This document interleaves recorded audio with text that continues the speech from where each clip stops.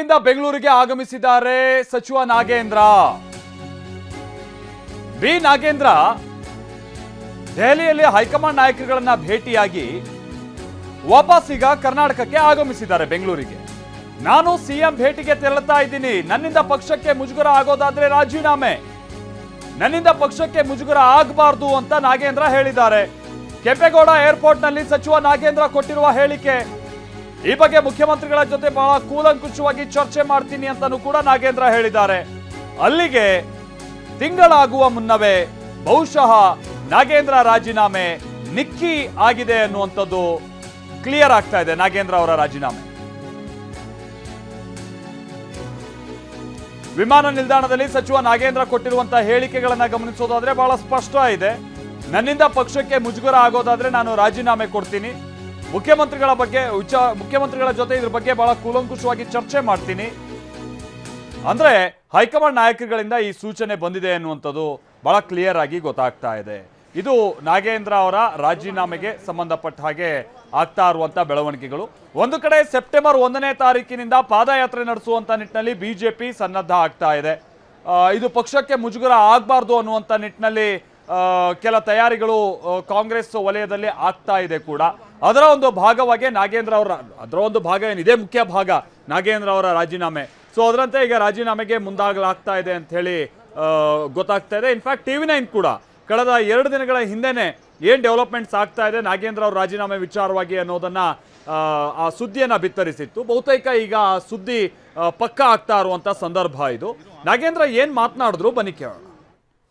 BJP ಅವರು ಗೊಡ್ಡು ಬೆದರಿಕೆಗೆ ಯಾರು ಬೇರಲ್ಲ. ಇದೆಲ್ಲ ಒಂದು ಕುತಂತ್ರತನದಿಂದ ಮಾಡುವಂತದ್ದು. ಪಾದಯಾತ್ರೆ ಶುರು ಮಾಡ್ತಾರೆ. ತಾವು ದಲಿತ ಕಾರ್ಡು ಪ್ಲೇ ಮಾಡಿದ್ರೆ ನಾನು ದಲಿತನೇ ನಾನು. ಈ ಮನುವಾದಿಗಳ ಹತ್ರ ಜಗಳ ಆಡಬೇಕಂದ್ರೆ ದಲಿತರ ಪರವಾಗಿ ಇವತ್ತೆಲ್ಲ ಅನಾದಿ ಕಾಲದಿಂದ ಬಂದಿದೆ. ಬಿಜೆಪಿ ಅವರು ಗೊಡ್ಡು ಬೆದರಿಕೆಗೆ ಯಾರು ಬೇರಲ್ಲ. ಇದೆಲ್ಲ ಒಂದು ಕುತಂತ್ರತನದಿಂದ ಮಾಡುವಂತದ್ದು. ಪಾದಯಾತ್ರೆ ಶುರು ಮಾಡ್ತಾರೆ. ತಾವು ದಲಿತ ಕಾರ್ಡು ಪ್ಲೇ ಮಾಡಿದ್ರೆ ನಾನು ದಲಿತನೇ ನಾನು. ಈ ಮನುವಾದಿಗಳ ಹತ್ರ ಜಗಳ ಆಡಬೇಕಂದ್ರೆ ದಲಿತರ ಪರವಾಗಿ ಇವತ್ತೆಲ್ಲ ಅನಾದಿ ಕಾಲದಿಂದ ಬಂದಿದೆ. ಬಿಜೆಪಿ ಅವರು ಗೊಡ್ಡು ಬೆದರಿಕೆಗೆ ಯಾರು ಬೇರಲ್ಲ. ಇದೆಲ್ಲ ಒಂದು ಕುತಂತ್ರತನದಿಂದ ಮಾಡುವಂತದ್ದು. ಯಾವುದೆಲ್ಲ ಚರ್ಚೆ ಮಾಡಲಿಲ್ಲ. ನಾನು CM ಅವ್ರ ಹತ್ರ ಚರ್ಚೆ ಮಾಡಿಕೊಂಡು ಅವ್ರ ಹತ್ರ ಏನು ಕೂಲಂಕುಷವಾಗಿ ಮಾತಾಡಿಕೊಂಡು ನನ್ನಿಂದ ಪಕ್ಷಕ್ಕೆ ಮುಜುಗರ ಆಗುವಂತ ಸನ್ನಿವೇಶ ಬಂದಾಗ ನನ್ನ ರಾಜೀನಾಮೆ. ಬಿಜೆಪಿ ಅವರು ಗೊಡ್ಡು ಬೆದರಿಕೆಗೆ ಯಾರು ಬೇರಲ್ಲ. ಇದೆಲ್ಲ ಒಂದು ಕುತಂತ್ರತನದಿಂದ ಮಾಡುವಂತದ್ದು. ಪಾದಯಾತ್ರೆ ಶುರು ಮಾಡ್ತಾರೆ. ತಾವು ದಲಿತ ಕಾರ್ಡು ಪ್ಲೇ ಮಾಡಿದ್ರೆ ನಾನು ದಲಿತನೇ ನಾನು. ಈ ಮನುವಾದಿಗಳ ಹತ್ರ ಜಗಳ ಆಡಬೇಕಂದ್ರೆ ದಲಿತರ ಪರವಾಗಿ ಇವತ್ತೆಲ್ಲ ಅನಾದಿ ಕಾಲದಿಂದ ಬಂದಿದೆ. ಯಾವುದೆಲ್ಲ ಚರ್ಚೆ ಮಾಡಲಿಲ್ಲ. ನಾನು CM ಅವ್ರ ಹತ್ರ ಚರ್ಚೆ ಮಾಡಿಕೊಂಡು ಅವ್ರ ಹತ್ರ ಏನು ಕೂಲಂಕುಷವಾಗಿ ಮಾತಾಡಿಕೊಂಡು ನನ್ನಿಂದ ಪಕ್ಷಕ್ಕೆ ಮುಜುಗರ ಆಗುವಂತ ಸನ್ನಿವೇಶ ಬಂದಾಗ ನನ್ನ ರಾಜೀನಾಮೆ. ಬಿಜೆಪಿ ಅವರು ಗೊಡ್ಡು ಬೆದರಿಕೆಗೆ ಯಾರು ಬೇರಲ್ಲ. ಇದೆಲ್ಲ ಒಂದು ಕುತಂತ್ರತನದಿಂದ ಮಾಡುವಂತದ್ದು. ಪಾದಯಾತ್ರೆ ಶುರು ಮಾಡ್ತಾರೆ. ತಾವು ದಲಿತ ಕಾರ್ಡು ಪ್ಲೇ ಮಾಡಿದ್ರೆ ನಾನು ದಲಿತನೇ ನಾನು.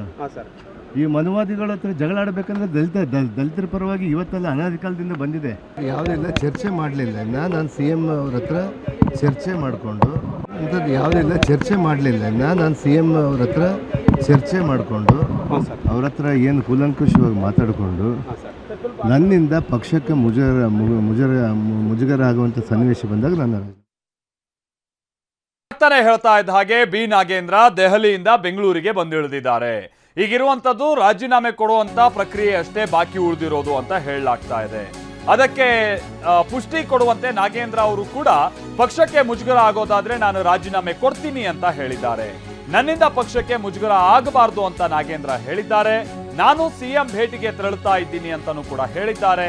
ಈ ಬಗ್ಗೆ ಸುದೀರ್ಘವಾಗಿ ಕೂಲಂಕುಷವಾಗಿ ಚರ್ಚೆ ಮಾಡ್ತೀನಿ ಅಂತ ನಾಗೇಂದ್ರ ಹೇಳಿದ್ದಾರೆ. ಅದರ ಜೊತೆಗೇನೆ 5:30 ಸುಮಾರಿಗೆ ಸುದ್ದಿಗೋಷ್ಠಿ ನಡೆಸುವಂತ ಸಾಧ್ಯತೆ ಕೂಡ ಇದೆ ಅನ್ನೋದು ಗೊತ್ತಾಗ್ತಾ ಇದೆ. ಬಟ್ ಸಮಯ 5 ಆಯ್ತು. ಈಗ ಅವರು ಏರ್ಪೋರ್ಟ್ ನಿಂದ ಮುಖ್ಯಮಂತ್ರಿಗಳ ಮನೆಗೆ ಹೋಗಿ ಅಲ್ಲವ್ರನ್ನ ಭೇಟಿಯಾಗಿ ಅದಾದ ನಂತರದಲ್ಲಿ ಸುದ್ದಿಗೋಷ್ಠಿ ಎಲ್ಲಿ ನಡೆಸ್ತಾರೆ, ಏನ್ ಮಾಡ್ತಾರೆ ಇದು ನೋಡ್ಬೇಕಿದೆ. ಬಟ್ ಇವತ್ತೇ ಎಲ್ಲ ಪ್ರಕ್ರಿಯೆ ಮುಗಿಯುವಂತ ಚಾನ್ಸಸ್ ಇದೆ. ಆ ಮುಖೇನವಾಗಿ ನಾನು ಮೊದಲೇ ಹೇಳಿದಾಗೆ ತಿಂಗಳಾಗುವ ಮುನ್ನನೇ ಈಗ ಕಾಂಗ್ರೆಸ್ನ ಈ 2.0 ಏನಿತ್ತು ಅಥವಾ ಏನು ಡಿ ಕೆ ಶಿವಕುಮಾರ್ ಅವರ ನೇತೃತ್ವದ ಸರ್ಕಾರ, ಸೊ ಇದರಲ್ಲಿ ಈಗ ಒಂದು ತಲೆದಂಡ ಆದಂಥ ರೀತಿಯಾಗಿಯೇ ಕಂಡು ಬರ್ತಾ ಇದೆ. ಚರ್ಚೆ ಮಾಡಲಿಲ್ಲ. ನಾನು ಸಿ ಎಂ ಅವ್ರ ಹತ್ರ ಚರ್ಚೆ ಮಾಡಿಕೊಂಡು ಅವ್ರ ಹತ್ರ ಏನು ಕೂಲಂಕುಷವಾಗಿ ಮಾತಾಡಿಕೊಂಡು ನನ್ನಿಂದ ಪಕ್ಷಕ್ಕೆ ಮುಜುಗರ ಆಗುವಂಥ ಸನ್ನಿವೇಶ ಬಂದಾಗ ನಾನು ರಾಜೀನಾಮೆ ಬಿಜೆಪಿ ಅವರು ಯಾಕೆ ಸರ್ ಈ ರೀತಿ ನಿಮ್ಮ ಮೇಲೆ ಟಾರ್ಗೆಟ್ ಮಾಡಿದ್ದಾರೆ ಸರ್? ಬಿಜೆಪಿ ಅವರು ಗುಡ್ಡು ಬೆದರಿಕೆಗೆ ಯಾರು ಬೆದರಲ್ಲ. ಇದೆಲ್ಲ ಒಂದು ಕುತಂತ್ರತನದಿಂದ ಮಾಡುವಂಥದ್ದು. ಪಾದಯಾತ್ರೆ ಶುರು ಮಾಡ್ತಾರೆ. ತಾವು ದಲಿತ ಕಾರ್ಡು ಪ್ಲೇ ಮಾಡಿದ್ರಿ. ನಾನು ದಲಿತನೇ ನಾನು. ಈ ಮನುವಾದಿಗಳ ಹತ್ರ ಜಗಳ ಆಡಬೇಕಂದ್ರೆ ದಲಿತರ ಪರವಾಗಿ ಇವತ್ತೆಲ್ಲ ಅನಾದಿ ಕಾಲದಿಂದ ಬಂದಿದೆ. ಯಾವುದೆಲ್ಲ ಚರ್ಚೆ ಮಾಡಲಿಲ್ಲ. ನಾನು ಸಿ ಎಂ ಅವ್ರ ಹತ್ರ ಚರ್ಚೆ ಮಾಡಿಕೊಂಡು ಅವ್ರ ಹತ್ರ ಏನು ಕೂಲಂಕುಷವಾಗಿ ಮಾತಾಡಿಕೊಂಡು ನನ್ನಿಂದ ಪಕ್ಷಕ್ಕೆ ಮುಜುಗರ ಆಗುವಂಥ ಸನ್ನಿವೇಶ ಬಂದಾಗ ನಾನು ರಾಜೀನಾಮೆ ಬಿಜೆಪಿ ಅವರು ಯಾಕೆ ಸರ್ ಈ ರೀತಿ ನಿಮ್ಮ ಮೇಲೆ ಟಾರ್ಗೆಟ್ ಮಾಡಿದ್ದಾರೆ ಸರ್? ಬಿಜೆಪಿ ಅವರು ಗುಡ್ಡು ಬೆದರಿಕೆಗೆ ಯಾರು ಬೆದರಲ್ಲ. ಇದೆಲ್ಲ ಒಂದು ಕುತಂತ್ರತನದಿಂದ ಮಾಡುವಂಥದ್ದು. ಪಾದಯಾತ್ರೆ ಶುರು ಮಾಡ್ತಾರೆ. ತಾವು ದಲಿತ ಕಾರ್ಡು ಪ್ಲೇ ಮಾಡಿದ್ರಿ. ನಾನು ದಲಿತನೇ ನಾನು. ಈ ಮನುವಾದಿಗಳ ಹತ್ರ ಜಗಳ ಆಡಬೇಕಂದ್ರೆ ದಲಿತರ ಪರವಾಗಿ ಇವತ್ತೆಲ್ಲ ಅಂಥದ್ದು ಯಾವುದೆಲ್ಲ ಚರ್ಚೆ ಮಾಡಲಿಲ್ಲ. ನಾನು ಸಿ ಎಂ ಅವ್ರ ಹತ್ರ ಚರ್ಚೆ ಮಾಡಿಕೊಂಡು ಅವ್ರ ಹತ್ರ ಏನು ಕೂಲಂಕುಷವಾಗಿ ಮಾತಾಡಿಕೊಂಡು ನನ್ನಿಂದ ಪಕ್ಷಕ್ಕೆ ಮುಜುಗರ ಆಗುವಂಥ ಸನ್ನಿವೇಶ ಬಂದಾಗ ನಾನು ರಾಜೀನಾಮೆ ಅಂಥದ್ದು ಯಾವುದೆಲ್ಲ ಚರ್ಚೆ ಮಾಡಲಿಲ್ಲ. ನಾನು ಸಿ ಎಂ ಅವ್ರ ಹತ್ರ ಚರ್ಚೆ ಮಾಡಿಕೊಂಡು ಅವ್ರ ಹತ್ರ ಏನು ಕೂಲಂಕುಷವಾಗಿ ಮಾತಾಡಿಕೊಂಡು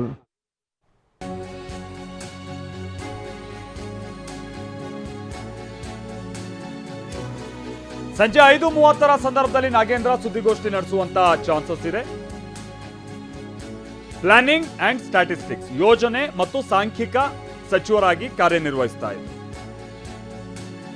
ಕಳೆದ ಬಾರಿ ಅವರು ವಹಿಸ್ಕೊಂಡಿದ್ದಂತ ಖಾತೆಗೆ ಹೋಲಿಸಿದ್ರೆ ಏನಂತ 10 ಖಾತೆನೇ ಹೌದು. ಅಫ್ಕೋರ್ಸ್ ಆ ಖಾತೆಯಲ್ಲಿ ಕೆಲಸ ಮಾಡೋರಿಗೆ ಯಾವ ಖಾತೆ ಆದ್ರೆ ಏನು, ಬಟ್ ಅದಕ್ಕೆ ಸ್ವಲ್ಪ ಸಂಬಂಧಪಟ್ಟಂಗೆ ಚೌಕಾಸಿ ಎಲ್ಲ ನಡೀತಾ ಇತ್ತು ಅನ್ನೋದು ಗೊತ್ತಾಗಿತ್ತು. ಬಟ್ ಈಗ ಆ ಸಚಿವ ಸ್ಥಾನನೂ ಇಲ್ದಂತಾಗಿದೆ ನಾಗೇಂದ್ರ ಅವ್ರ ವಿಚಾರ.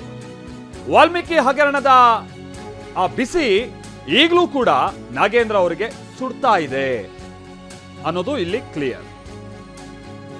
ಆಮೇಲೆ ಕಾಂಗ್ರೆಸ್ನ ಹೈಕಮಾಂಡ್, ಅದು ರಾಜ್ಯ ನಾಯಕರ ಡಿಸಿಷನ್, ಸಿದ್ದರಾಮಯ್ಯನವ್ರ ಪಟ್ಟೋ, ಡಿ ಕೆ ಶಿವಕುಮಾರ್ ಅವ್ರ ಪಟ್ಟೋ ಅಥವಾ ಹೈಕಮಾಂಡ್ ಕೋಟನೋ, ಕೆಲವೊಂದು ಸಂದರ್ಭದಲ್ಲಿ ಅವ್ರು ತೆಗೆದುಕೊಳ್ಳುವಂಥ ಡಿಸಿಷನ್ಸ್ ಎಂಥ ಎಡವಟ್ಟಿನ ನಿರ್ಧಾರಗಳು ಅನ್ನುವಂಥದ್ದಕ್ಕೆ ಇದು ಕೂಡ ಈಗ ಸಾಕ್ಷಿ ನುಡಿತಾ ಇದೆ. ಯಾಕೆ ಎಡವಟ್ಟಿನ ನಿರ್ಧಾರ ಅಂತ ಹೇಳ್ತೀವಿ ಅಂತ ಅಂದರೆ, ಅಷ್ಟು ಅವರ ನಿರ್ಧಾರ ನಿಕ್ಕಿಯಾಗಿದ್ದರೆ, ಅಷ್ಟು ಪರ್ಫೆಕ್ಟ್ ಆಗಿದ್ದಿದ್ದರೆ ಮುಂದುವರಿಸಬೇಕಿತ್ತು, ಡಿಫೆಂಡ್ ಮಾಡ್ಕೊಳ್ಬೇಕಿತ್ತು. ಹೆಂಗಾಗುತ್ತೆ ಈಗ ಡಿಫೆಂಡ್ ಮಾಡ್ಕೊಳ್ಳೋಕ್ಕೆ? ಸಾಧ್ಯ ಇಲ್ಲ. ಯಾಕಂತಂದರೆ ತನಿಖೆ ನಡೀತಾ ಇರುವಂಥ ಸಂದರ್ಭದಲ್ಲೇ ಇಡಿ ಒಂದು ಕಡೆ ಕೈ ಹಾಕಿದೆ, CBIಗೆ ಹೋಗುವಂಥ ಚಾನ್ಸಸ್ ಇದೆ, CID ತನಿಖೆ ನಡೆಸ್ತಾ ಇದೆ, ನಮ್ಮ ರಾಜ್ಯ ಪೊಲೀಸರು ನಡೆಸುವಂಥ ತನಿಖೆ ಅದು ಅಗೈನ್ ಡಿಬೇಟಬಲ್ ವಿಚಾರ.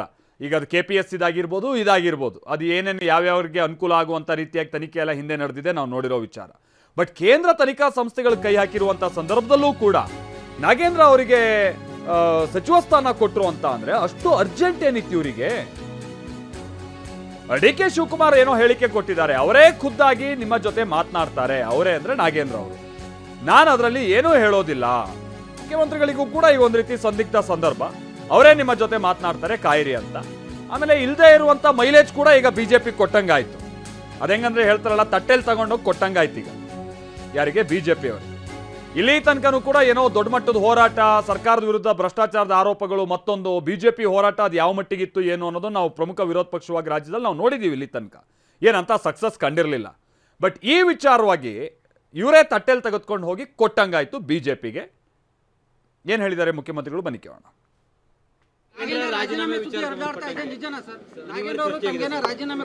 ಬೆಳಗ್ಗೆ ಮಾತಾಡಿದ್ದಾರೆ, ದೆಹಲಿಯಿಂದ ಬರ್ತಾ ಇದ್ದಾರೆ, ನಿಮ್ಮ ಹತ್ರ ಮಾತಾಡ್ತಾರೆ.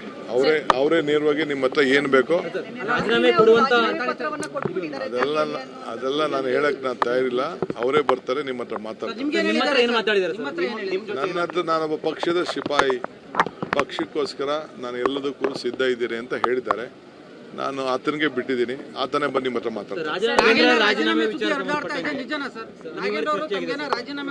ಬೆಳಗ್ಗೆ ಮಾತಾಡಿದ್ದಾರೆ, ದೆಹಲಿಯಿಂದ ಬರ್ತಾ ಇದ್ದಾರೆ, ನಿಮ್ಮ ಹತ್ರ ಮಾತಾಡ್ತಾರೆ. ಅವರೇ ನೇರವಾಗಿ ನಿಮ್ಮ ಹತ್ರ ಏನು ಬೇಕೋ ಅದೆಲ್ಲ ನಾನು ಹೇಳಕ್ ನಾನು ತಯಾರಿಲ್ಲ. ಅವರೇ ಬರ್ತಾರೆ, ನಿಮ್ಮ ಹತ್ರ ಮಾತಾಡ್ತಾರೆ. ಇದು ಮುಖ್ಯಮಂತ್ರಿಗಳು ಹೇಳ್ತಾ ಇರುವಂತ ಮಾತು. ಆಮೇಲೆ ಈ ಪೊಲಿಟಿಕ್ಸ್ನ ಒಂದು ಇನ್ಸೈಡ್ ಸಂಗತಿ ಏನು ಗೊತ್ತಾ, ಈ ವಿಚಾರವಾಗಿ ಡೆವಲಪ್ಮೆಂಟ್ಸ್ದು ಇದು ಈಗಲ್ಲ, 10-12 ದಿವಸದ ಸಂದರ್ಭದಲ್ಲೇ ಇದೆಲ್ಲ ಡಿಸೈಡ್ ಆಗಿತ್ತು ಅನ್ನುವಂಥದ್ದು ವಿಧಾನಸೌಧದ ಪಡಸಾಲೆಯಲ್ಲಿ ಭಾಳ ಕ್ಲಿಯರ್ ಆಗಿತ್ತು. ಈಗ ಮುಖ್ಯಮಂತ್ರಿಗಳು ಅವರೂ ನನಗೆ ಗೊತ್ತಿಲ್ಲ ಅನ್ನೋ ಥರ ಹೇಳ್ತಾ ಇದ್ದಾರೆ. ನಾಗೇಂದ್ರ ಅವರು ಈಗಲೂ ಕೂಡ ಗುಟ್ಟು ಬಿಟ್ಟು ಕೊಡ್ತಾ ಇಲ್ಲ. ಬಟ್ ಹರೀಶ್ ನಮಗೆ ಇದಕ್ಕೆ ಸಂಬಂಧಪಟ್ಟಂಗೆ ಮತ್ತಷ್ಟು ಡೀಟೇಲ್ಸ್ ಅನ್ನು ಕೊಡ್ತಾರೆ, ನಮ್ಮ ಜೊತೆಗೆ ನೇರ ಸಂಪರ್ಕದಲ್ಲಿ ಜಾಯ್ನ್ ಆಗ್ತಾ ಇದ್ದಾರೆ. ಹರೀಶ್, ಬಹುಶಃ ರಾಜೀನಾಮೆ ಕೊಡಬಹುದಾದಂಥದ್ದು ನಿಕ್ಕಿ ಆಗಿದೆ ಅಂತ ಕಾಣಿಸುತ್ತೆ. ಬಟ್ ಕೊನೆ ಹಂತದ ಒಂದಷ್ಟು ಚೌಕಾಶಿ ಇರುತ್ತಲ್ಲ, ಈಗ ನಾನು ರಾಜೀನಾಮೆ ಕೊಡ್ತೀನಿ, ಹೌದು, ಮುಂದೇನು ಸ್ಥಾನಮಾನ ಮತ್ತೊಂದು, ಬಹುಶಃ ಈ ವಿಚಾರವಾಗಿ ಏನಾದರೂ ಈಗ ಚೌಕಾಶಿ ನಡೀತಾ ಇರೋದಾ, ಏನ್ ಕತೆ ಹರೀಶ್? ಮಲ್ತೇಶ್, ನೀವು ಹೇಳಿದಾಗೆ ಇದು 12-15 ದಿವಸಗಳ ಹಿಂದೆನೆ ಇದು ಚರ್ಚೆ ಆಗ್ತಾ ಇತ್ತು. ಅಂದ್ರೆ ನಾಗೇಂದ್ರ ಅವರ ರಾಜೀನಾಮೆಯನ್ನ ಪಡಿತಾರೆ ಅಂತ. ಯಾಕಂದ್ರೆ ಕೆಲವೊಂದಿಷ್ಟು ಹಿರಿಯ ಶಾಸಕರು ಅಸಮಾಧಾನಗೊಂಡಿದ್ರು, ಮತ್ತೆ ಮಹಿಳೆಯರಿಗೂ ಕೂಡ ಈ ಸಂಪುಟದಲ್ಲಿ ಅವಕಾಶ ಸಿಕ್ಕಿಲ್ಲ ಅನ್ನುವಂತಹ ಚರ್ಚೆಗಳು ನಡೀತಾ ಇರುವಂತಹ ಸಂದರ್ಭದಲ್ಲಿ ಇಲ್ಲಿ ಯಾರನ್ನ ರಾಜೀನಾಮೆ ಕೊಡಿಸಬಹುದು ಅನ್ನುವಂತಹ ಚರ್ಚೆಗಳು ನಡೀತಿದ್ದಂತಹ ಸಂದರ್ಭದಲ್ಲಿ ಅದಕ್ಕೆ ಪುಷ್ಟಿ ನೀಡುವಂತೆ ಬಿಜೆಪಿ ಕೂಡ ಒಂದು ಹೋರಾಟವನ್ನ ಮಾಡ್ತು. ಸದನದಲ್ಲಿ ನಿರಂತರವಾದಂತಹ ಹೋರಾಟವನ್ನ ಮಾಡಿ ಸದನವನ್ನ ನಡೆಯೋದಕ್ಕೆ ಅವಕಾಶವನ್ನ ಕೊಡದೇ ಇದ್ದಂತಹ ಸಂದರ್ಭದಲ್ಲಿ ನಾಗೇಂದ್ರ ಅವರ ರಾಜೀನಾಮೆ ಪಡಿಲೇಬೇಕು ಅಂತ ಅನಿವಾರ್ಯತೆ ಸೃಷ್ಟಿಯಾಯಿತು. ಇದು ಎಲ್ಲ ಒಂದ್ ಕಡೆ ಕಾಂಗ್ರೆಸ್ ಈ ಒಂದು ಸಂಕಷ್ಟದ ಪರಿಸ್ಥಿತಿಯಲ್ಲಿ ಒಂದು ಮಹಿಳೆಯರಿಗೂ ಸ್ಥಾನ ಕೊಟ್ಟಂಗಾಗತ್ತೆ.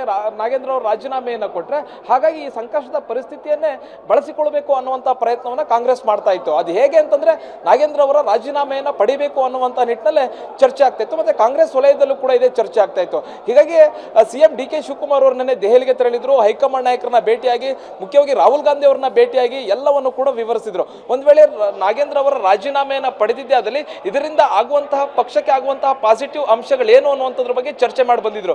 ಈಗ ನಾಗೇಂದ್ರ ಅವರ ರಾಜೀನಾಮೆಯನ್ನ ಪಡೆದಿದ್ದೆ ಆದಲ್ಲಿ ಈಗ ಅಲ್ಲಿ ಬಳ್ಳಾರಿಯಲ್ಲಿ ಬೇರೆಯವರಿಗೆ ಅವಕಾಶವನ್ನು ಕೊಡಬೇಕಾಗುತ್ತೆ. ಯಾರಿಗೆ ಅವಕಾಶ ಕೊಡಬಹುದು ಅಂತಂದ್ರೆ ತುಕಾರಾಮ್ ಅವರ ಪತ್ನಿ ಅನ್ನಪೂರ್ಣ ಅವರಿಗೆ ಅವಕಾಶ ಸಿಕ್ಕಂಗಾಗುತ್ತೆ. ಒಂದು ಮಹಿಳೆಯರಿಗೂ ಸಂಪುಟದಲ್ಲಿ ಅವಕಾಶ ಸಿಕ್ಕಂಗಾಗುತ್ತೆ.